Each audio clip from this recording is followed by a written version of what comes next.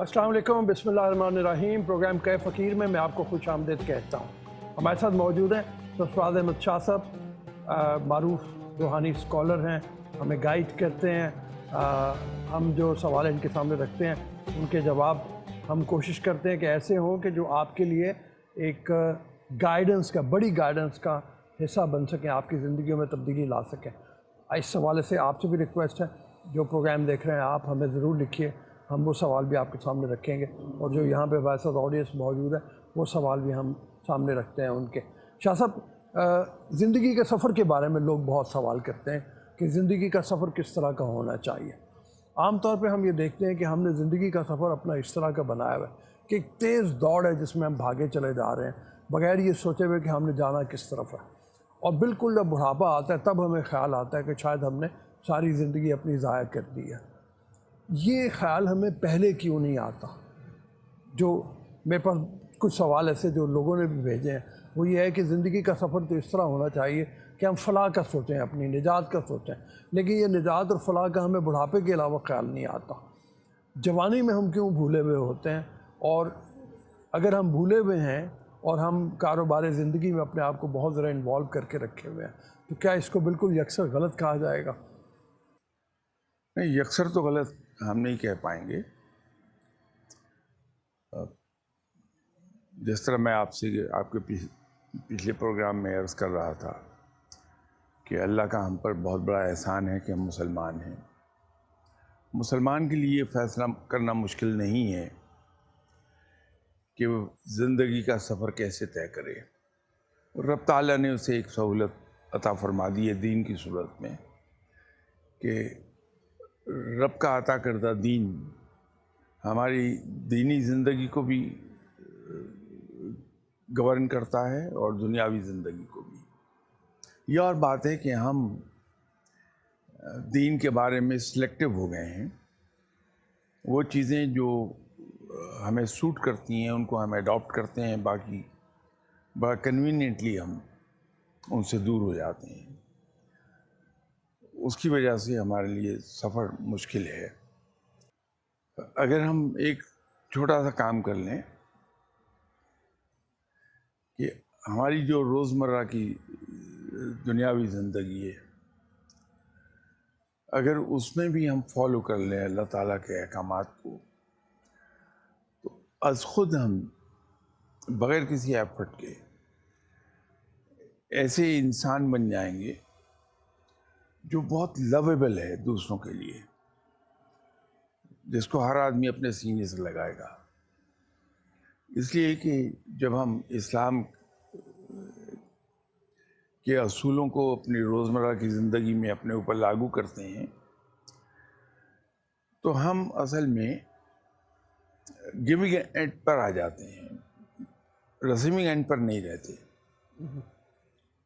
वो चाहे अपने हकूक़ की कुर्बानी हो, दूसरों को अकोमोडेट करना हो, दूसरों को फैसिलिटेट करना हो,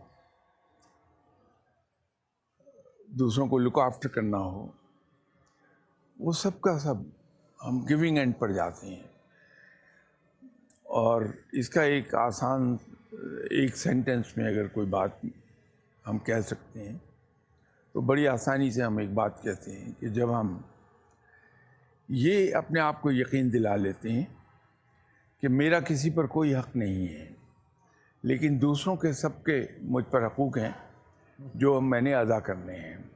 ठीक है। तो जब हम अपने हकूक़ को भूल जाते हैं और सिर्फ दूसरों के हकूक़ जो हमारे ज़िम्मे हैं उनको याद रखते हैं और वो ऑब्लिगेशंस हम डिस्चार्ज करते हैं, तो हम लोगों के लिए बहुत ही ज़्यादा लवेबल होते हैं।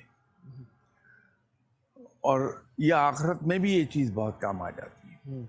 तो हम सिर्फ इतना सा एक काम कर लें जो एक सेंटेंस में मैं अर्ज़ कर रहा हूँ कि हमारी जो रिश्तेदारियाँ हैं, जो ताल्लुक़ है हमारा, हमारी जो दोस्तियाँ हैं,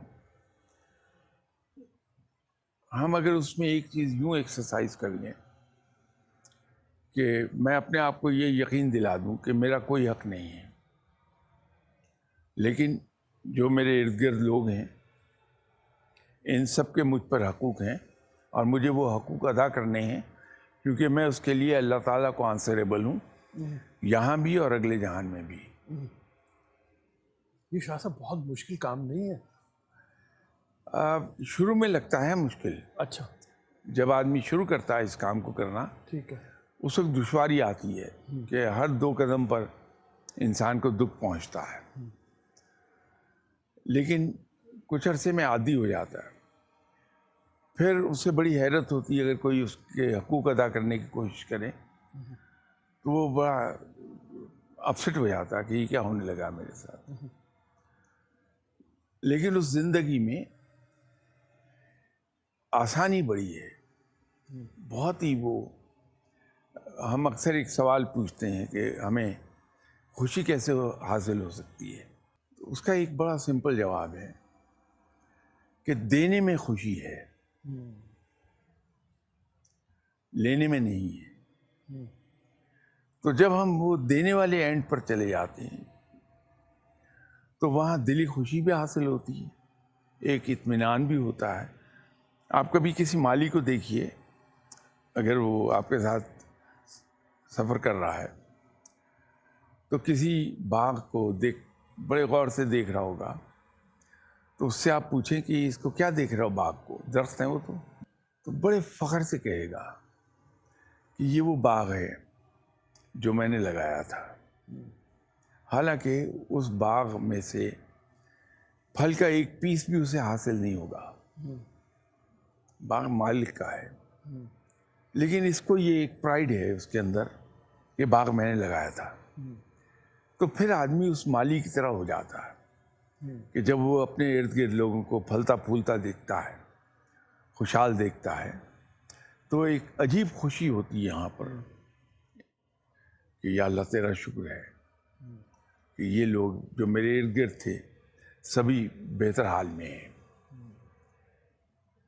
بڑی خوبصورت بات ہے، مطلب مالی کی طرح ہو جائیں۔ میں دوبارہ آپ کی بات کو دہرا رہا ہوں تاکہ جن لوگوں نے نہیں سنی ان تک پہنچ جائے کہ لوگوں کو اس طرح کے بن کے ملیں کہ جیسے آپ کا ان پر کوئی حق نہیں ہے اور ان کے آپ پر حق ہے، اس سے آپ کو خوشی بھی ملے گی اور آخرت میں بھی آپ کو اس کا ثواب ملے گا۔ جیسے اس مالی کی مثال ہے کہ جو باغ کو سب کچھ دے رہا ہے، باغ بنا رہا ہے، باغ لگا رہا ہے، پھول کیاریاں کر رہا ہے، لیکن اس کو اس میں سے پھل کا ایک ٹکڑا بھی نصیب نہیں ہوتا۔ ایک دو سوال لے لیتے ہیں۔ ایک بات میں ایڈ کر دوں جی، کہ ہم سبھی حیران ہوتے ہیں کہ یہ درویش لوگ جنہیں ہم عرف عام میں فقیر لوگ کہتے ہیں، یہ کسی کو برا نہیں کہتے، ان کی زبان پر کسی کے بارے میں کوئی شکایت نہیں آتی،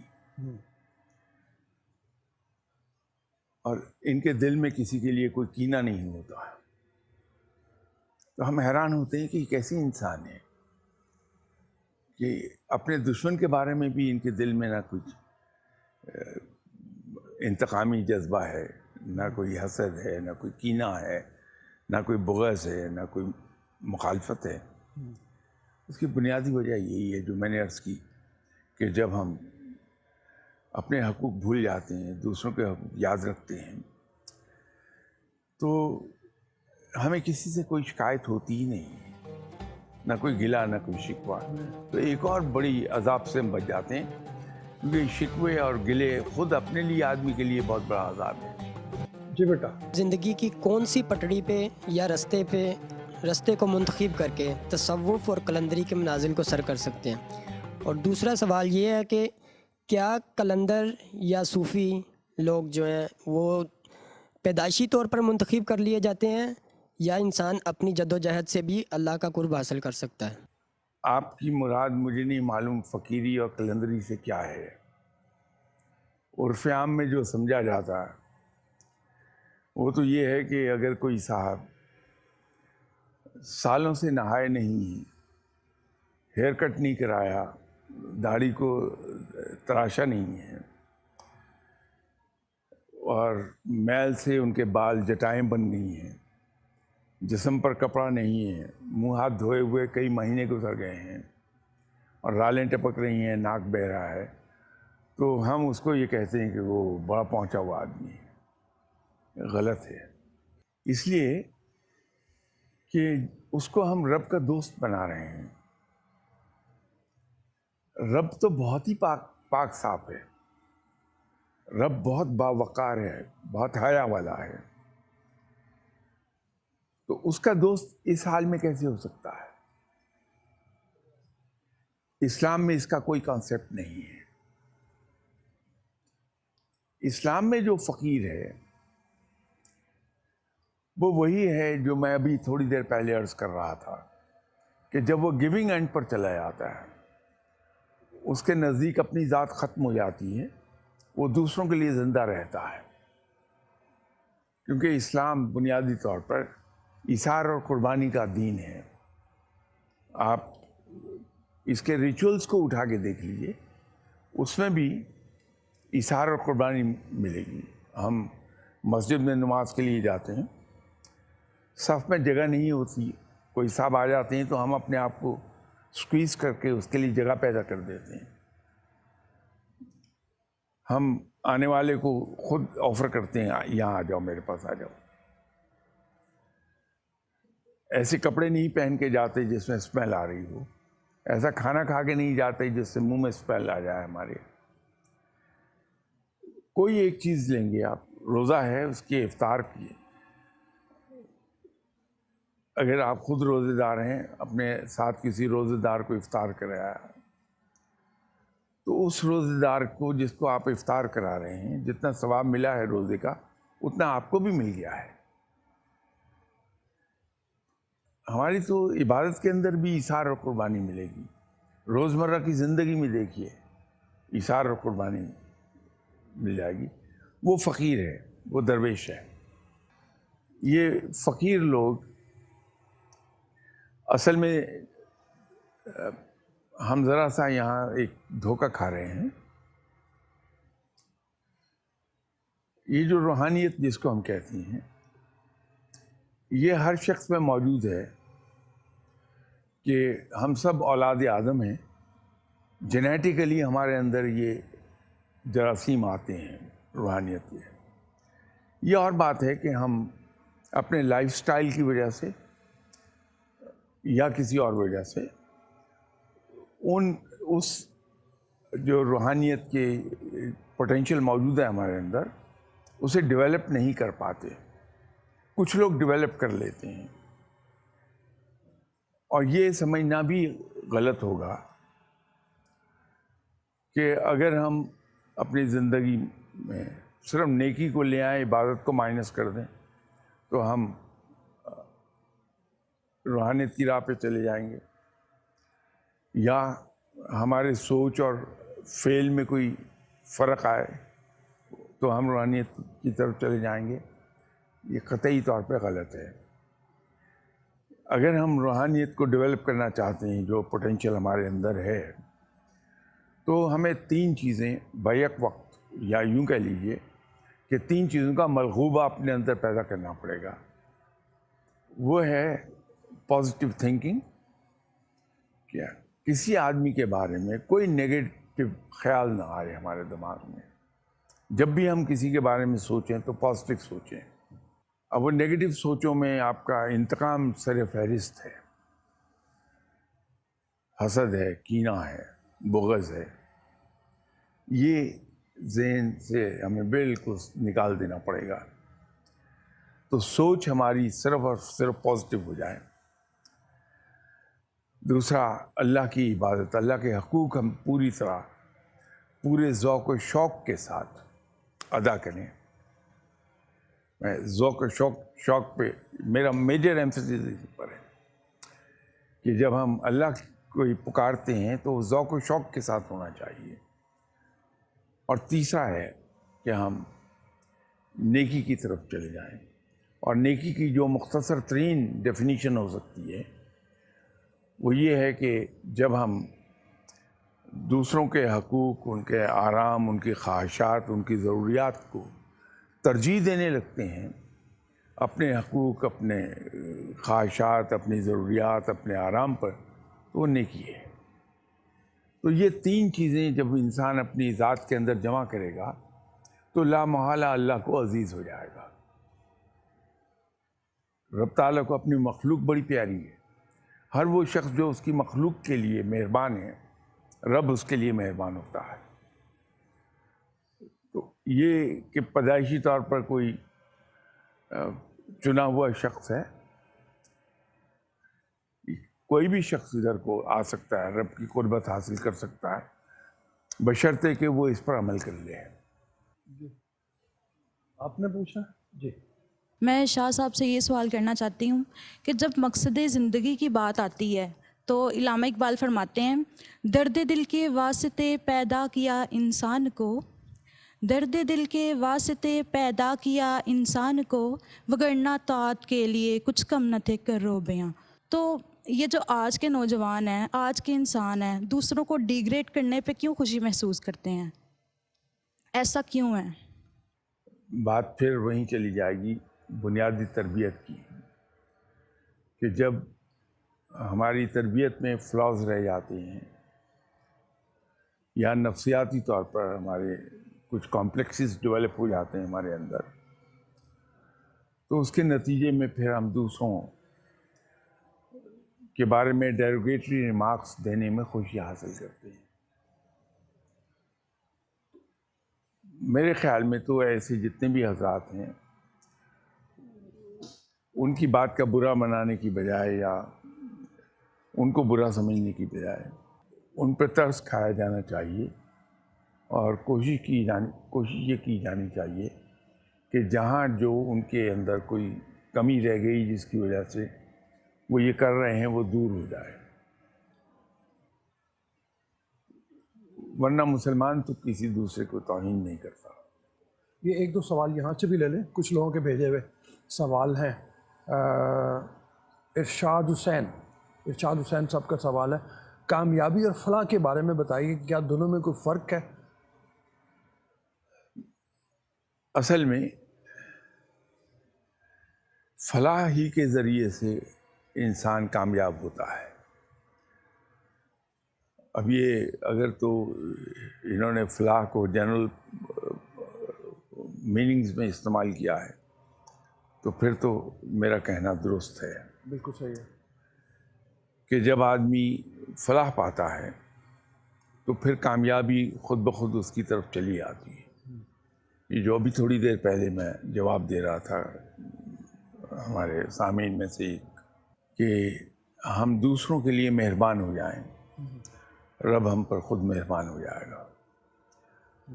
تو فلاح کا راستہ وہی ہے، اور جب ہم دوسروں کے لیے مہربان ہوتے ہیں تو رب تعالیٰ کامیابی سے نواز دیتا ہے۔ تو کامیابی کا راستہ فلاح سے جاتا ہے۔ ٹھیک ہے، ہم جو دینی اور دنیاوی تعلیم حاصل کرتے ہیں اس کا بنیادی مقصد تو یہ ہونا چاہیے کہ خدا کی رضا حاصل کی جائے، لیکن کیا دنیاوی تعلیم حاصل کر کے بھی اللہ کی رضا حاصل کی جا سکتی ہے؟ دیکھیے، علم کیسا ہی کیوں نہ ہو وہ حاصل کرنا چاہیے۔ صرف ایک فرق ہے کہ علم حاصل کرنے کا آبجیکٹو کیا ہے ہمارا۔ اگر تو علم حاصل کرنے کا آبجیکٹو میرا یہ ہے کہ میں روزی کما لوں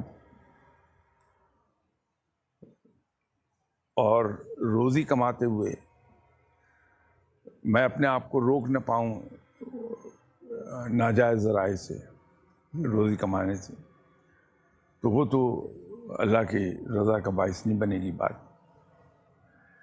لیکن اگر علم میں اس لیے حاصل کر رہا ہوں کہ علم مجھے تمیز سکھا دے گا کہ کیا اچھا اور کیا برا، مجھے روشنی عطا کر دے گا علم، اور اس روشنی میں میں دیکھ سکوں گا کہ کیا اچھا ہے اور کیا برا، اور علم کے ذریعے مجھے عقل ملے گی، اور عقل مجھے یہ سکھائے گی کہ زیادہ اچھوں میں سے زیادہ اچھا کیا ہے۔ تو اگر تو علم میں نے اس نظریے سے حاصل کیا تو وہ یقینی طور پر مجھے آہستہ آہستہ رب کے رضا کی طرف لے جائے گا۔ جی بیٹا۔ السلام علیکم ورحمۃ اللہ وبرکاتہ۔ میرا سوال یہ ہے کہ روح کا کیا کانسیپٹ ہے؟ لوگ کہتے ہیں کہ حکم ربی ہے، کیا روح کے کوئی ہاتھ پیر یا چہرہ ہے یا یہ خیالی ہے؟ دیکھیے، روح کے بارے میں تو خود رب تعالیٰ نے فرمایا کہ کہہ دو کہ یہ امر ربی ہے۔ جو نور ہے اس کی کوئی شکل نہیں ہوتی، نور صرف نور ہے. تو روح کی ایسا شکل صورت نہیں ہے. جس جسم میں وہ داخل ہوئی ہے، پہچان کی خاطر ہم اس کو ایک نام دے دیتی ہیں، لیکن جب روح اس سے نکل گئی تو پھر اسی جسم کو، جس کو ہم اتنا پیار کرتے تھے، اپنا بیٹا ہے، بھائی ہے، بچہ ہے، اس کو ہم جلدی کرتے ہیں کہ دفن کر دیں. تو قیمت روح کی ہے جس کو بقا ہے. یہ جسم جو ہے یہ تو فنا ہے. تو روح امر ربی ہے اور اس کی ایز سچ کی شکل صورت نہیں ہے. جی بیٹا. میرا شاہ صاحب سے سوال یہ ہے کہ ہم بحیثیت مسلمان اتنے کمزور کیوں ہے کہ ہم مغرب کے پیچھے جا رہے ہیں، حالانکہ ہمارے اسلاف کی تاریخ جو ہے نا وہ کسی سے ڈکے چھپی نہیں ہے. جدید سائنس کی جو ابتدا ہے وہ ہمارے اسلاف نے کیا ہے. جیسا کہ جدید سائنسدان ہے جابر بن حیان، وہ ہمارے امام جعفر صادق کے شاگرد تھے. تو ہم بحیثیت مسلمان کیوں اتنے کمزور ہوئے کہ ہم مغرب کے پیچھے جا رہے ہیں؟ عظمت نام سے نہیں آتی ہے کہ میرا نام سرفراز ہے تو میں واقعی بلند ہو جاؤں گا. عظمت آتی ہے عمل سے. تو جب ہم نے اسلام کو صرف نام لینے کی حد تک اپنا دین بنا کے رکھا ہے اور اس پر عمل ہم نہیں کرتے ہیں، تو پھر اس کا نتیجہ یہی کچھ ملے گا جو مل رہا ہے. جب تک ہم اس پر عمل کرتے رہے، ہم دنیا میں نمبر 1 پر تھے. ہم نے دوسری قوموں کو لیڈ کیا ہے. ہم اس کو چھوڑ گئے تو اب ہم فالوورز میں سے ہیں. اس کی مثال ایک یوں دی جا سکتی ہے کہ اگر ایک باپ کمرے میں بیٹھا ہوا اپنے بیٹے کو بتا رہا ہے کہ تم روزانہ صبح اٹھ کے 4 بجے اس طرح ایکسرسائز کیا کرو، یہ ایکسرسائز کرو تو تمہارا جسم بڑا خوبصورت ہو جائے گا، تم بڑے طاقتور ہو جاؤ گے. بیٹا ایک کان سے سنتا ہے، دوسرے سے نکال دیتا ہے. لیکن ونڈو میں سے باہر آواز جا رہی ہے ان کے دشمنوں کے بچے کے کان میں. وہ پک کرتا ہے اس سبق کو اور اس کے کہنے پر عمل شروع کر دیتا ہے. تو جسم خوبصورت کس کا بنے گا؟ اس باپ کے بیٹے کا جس نے ایک کان سے سنا دوسرے سے نکال دیا، یا دشمن کے اس بچے کو جس نے ان اصولوں کو پکڑ لیا؟ تو اسلام تو اتنا بابرکت ہے کہ کوئی بھی اس کے اصولوں کو پکڑ لے گا وہ دنیا میں نام پا جائے گا. شاہ صاحب جی، سوال میرا یہ ہے آپ سے، کیونکہ ہمارا بہت اچھا موضوع چل رہا ہے زندگی کا سفر، تو میں آپ سے یہ پوچھنا چاہوں گی کہ آپ کی زندگی کے اس سفر میں آپ کا خوبصورت ترین لمحہ کون سا رہا جسے آپ کہہ سکیں گے میری زندگی کا خوبصورت ترین لمحہ ہے؟ میں ایک زمانے میں گورنمنٹ جاب پر تھا اور میں ایک بزرگ کے پاس جا کے شام کے وقت بیٹھ جاتا تھا. تو غالباً مجھ سے کوئی غلطی ہوئی جس کا آج تک مجھے نہیں پتا کیا غلطی کی تھی. تو مجھے بڑے باعزت طریقے سے نکال دیا گیا تھا کہ نکل جاؤ یہاں سے. تو میں جا کے باہر گاڑی میں بیٹھ کے 5 منٹ دوبارہ اندر جا رہا تھا تو ایک اور صاحب نے مجھے کہا کہ ابھی تو شاہ صاحب آپ کو انہوں نے نکالا تھا کمرے سے. تو میں نے یہ عرض کیا کہ انہوں نے نکالا ضرور تھا، یہ تھوڑی کہا تھا کہ دوبارہ نہ آنا. تو جس انداز سے مجھے وہ ڈانٹ پڑی اور جس انداز میں لوگوں کے سامنے مجھے کمرے سے نکالا گیا، وہ شاید کوئی ایسا لمحہ تھا جس نے بہت کچھ سکھا دیا مجھے. جی بیٹا. شاہ صاحب سے میرا کویشچن یہ ہے کہ آج کل کے لوگ موسٹلی اسٹوڈنٹس اپنی پروفیشن میں یا اپنی فیلڈ میں خوش نہیں ہوتے، تو اس کا مین جو ہے ریزن کیا ہوتے ہیں؟ انسان کو خواہ وہ کسی بھی فیلڈ میں ہو، خوشی اسی وقت ملتی ہے جب اس میں ایکسل کر رہا ہوتا ہے. اور ایکسل ہم اس وقت کرتے ہیں جب ہمارے تمام تر ایکشن نالج بیسڈ ہوتے ہیں. تو انفارچونیٹلی ہم میں سے اکثر ایکسل کرنے کی کوشش نہیں کرتے, ایکسیلنس اچیو کرنے کی کوشش نہیں کرتے. نتیجہ یہ ہے کہ ہم ایز میڈیوکر ساری عمر گزارتے رہتے ہیں زندگی. ایک نصف صدی سے پہلے کا واقعہ ہے. جب میں تعلیم حاصل کر رہا تھا تو ہماری کلاس میں ہمیں ٹیچر پڑھا رہے تھے, وہ بھی انگریز تھے. تو انہوں نے انکمپیٹنس پر لیکچر دینا شروع کیا کہ واٹ از انکمپیٹنس. تو یہاں سے وہ شروع ہوئے. تو انہوں نے کہا کہ آج میں آپ کو ایک سبق پڑھاتا ہوں اور ایک لا پڑھاؤں گا آج آپ کو. اس لا کا نام ہے پیٹرز لا آف انکمپیٹنس. تو انہوں نے اسے ایکسپلین کیا کہ what is Peter's law of incompetence. انہوں نے بتایا کہ ایک آدمی آفس میں آپ رکھتے ہیں ایز کلارک. اب اس نے ایز کلارک کام کرنا شروع کیا, وہ واقف نہیں ہے اس دفتر سے, تو وہ سیکھ رہا ہے.